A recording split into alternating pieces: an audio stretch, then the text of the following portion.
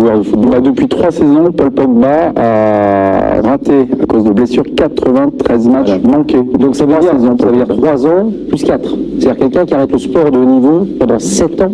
Et c'est quasi impossible de revenir à un bon niveau. Mais il va y avoir des remords. On ne sait pas si ça va vraiment.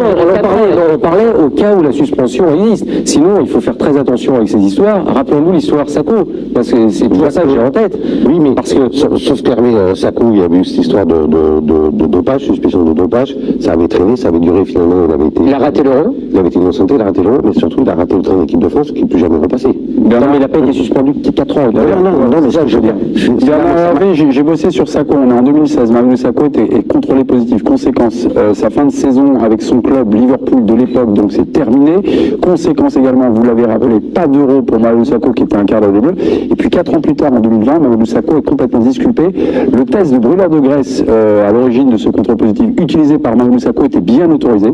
Mamadou Sacco a eu des dommages d'intérêt par un tribunal londonien, c'est l'agence mondiale antidopage donc, qui lui a versé des dommages d'intérêt sur la somme, je sais pas la somme exacte, mais en tout cas Mamadou Sacco, donc le plaignant, la victime, réclamait 14,5 millions d'euros. La somme touchée donc n'a pas été connue, mais en tout cas, voilà, Mamadou Sacco a été inquiété et innocent. Et il a fait combien de matchs en équipe de France par la suite?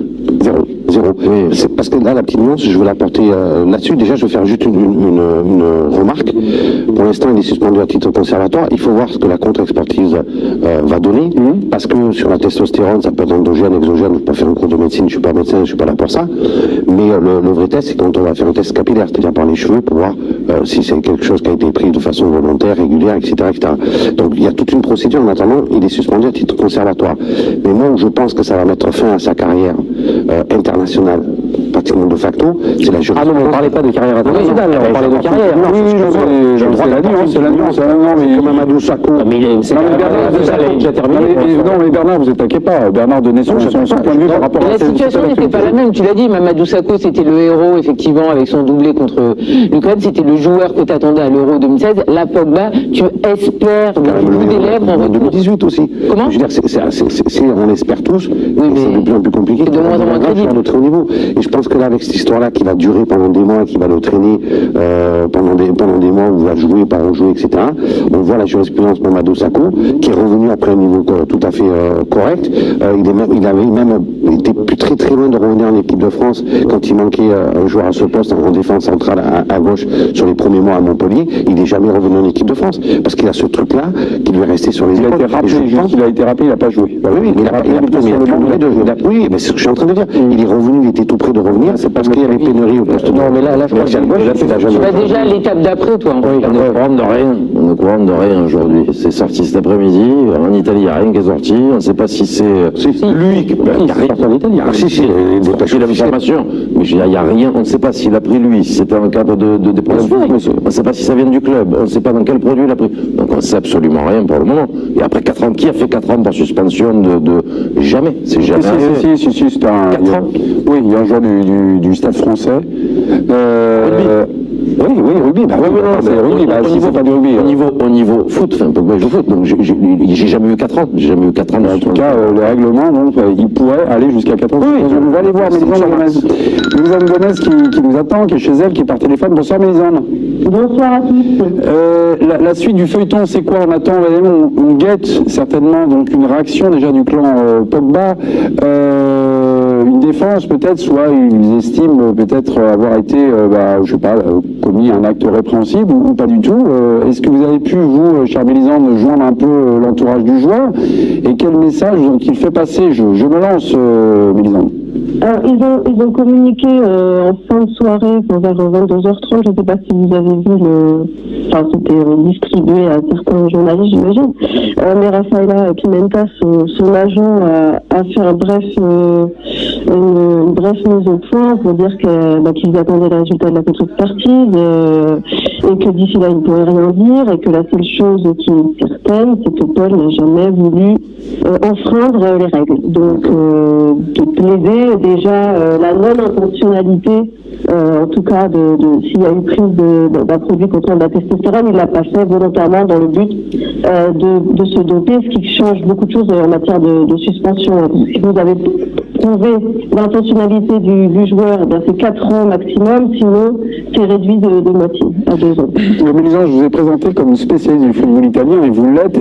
Qu'est-ce qu'on dit sur cette affaire Pogba là-bas aujourd'hui en Italie? Alors notre Italien qui est sur le plateau, on dit que c'est, pour l'instant c'est pas grand-chose, mais qu'est-ce qui se dit aujourd'hui en Italie et quid également de l'attitude de son club, puisque j'ai regardé son contrat, il a encore un contrat long, jusqu'en 2026 pour Pogba à la Juve. Ouais, tout à fait. Alors, la Juve a fait un communiqué assez tard, vers 20h, et très bref surtout, pour dire qu'ils allaient se réserver le droit d'évaluer les prochaines étapes de la procédure. Donc, une espèce de prise de distance quand même déjà avec le joueur. Je pense que la Juve va voir avec lui ce qui s'est passé. Ce qui est sûr, c'est que la testostérone n'est pas un produit prescrit par les médecins dans des clubs de football. Ça n'a rien à voir avec les anti-inflammatoires. Donc il va falloir savoir pourquoi elle s'est retrouvée là et comment. Encore une fois, ça va être de déterminer si il l'a pris sans le savoir, ce qui est le cas en général, en tout cas c'est ce qui est plaidé en général. Il y a pas mal de cas quand même dans le passé, dans les années 2000. Il y a eu Fernando de Couto qui avait dit que c'était dans son shampoing. Il y a eu Pep Guardiola quand il était à Brescia. Il y a eu Absam. Il y en a eu pas mal qui étaient positifs à la nandrolone, enfin pas mal quelques-uns. Et à chaque fois, ils n'étaient pas tout à fait au courant des risques encourus et de la présence de cette substance dans le produit. Donc l'histoire nous dit que c'est souvent le cas. C'est pas le joueur qui volontairement va chercher sur Internet un produit qui contiendrait de la testostérone. Du tout, surtout qu'elle est extrêmement facilement détectable et qu'elle n'apporte pas énormément de bienfaits, visiblement. Ok, merci Mélisande, très bonne soirée à vous. On vous lit demain dans le journal sur cette actualité, donc Pogba contrôlé positif.